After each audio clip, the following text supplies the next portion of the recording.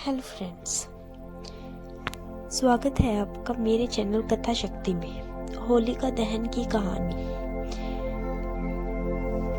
प्राचीन समय में हिरण्यकश्यप नामक एक असुर राजा था।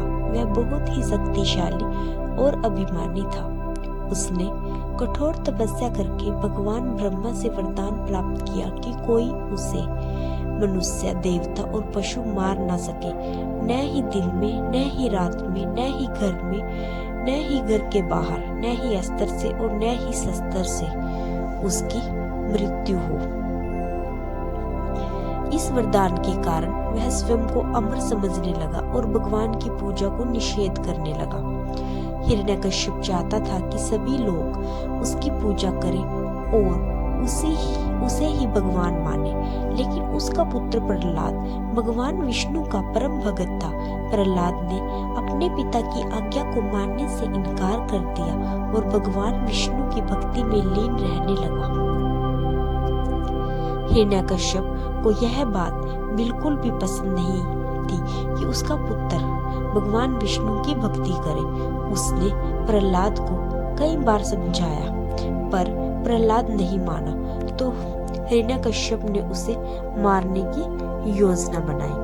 उसकी बहन होलिका को एक ऐसा वरदान प्राप्त था कि वह अग्नि में नहीं जल सकती थी। हिरण्यकश्यप ने होलिका से कहा कि वह प्रहलाद को अपनी गोदी में लेकर अग्नि में बैठ जाए, ताकि प्रहलाद जलकर भस्म हो जाए और होलिका सुरक्षित रहे। होलिका ने अपनी योजना के अनुसार प्रहलाद को गोद में बैठाया और अग्नि में प्रवेश कर गई, लेकिन भगवान विष्णु की कृपा से प्रहलाद का बाल भी बांका नहीं हुआ, जबकि होलिका स्वयं जलकर भस्म हो गई। इस प्रकार बुराई पर अच्छाई की जीत हुई। होलिका के जलने का मुख्य कारण यही था कि उसका वरदान केवल तभी काम करता था जब वह स्वयं अग्नि में प्रवेश करती थी, लेकिन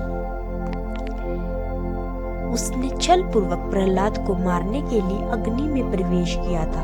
इसी कारण उसकी शक्ति निष्क्रिय हो गई और वह जलकर राख हो गई। यह घटना बुराई पर अच्छाई की जीत का प्रतीक है। प्रहलाद की भक्ति और सच्चाई ने यह सिद्ध कर दिया कि ईश्वर अपने भक्तों की सदैव रक्षा करते हैं। होलिका दहन का आयोजन इसी कथा की स्मृति में किया जाता है।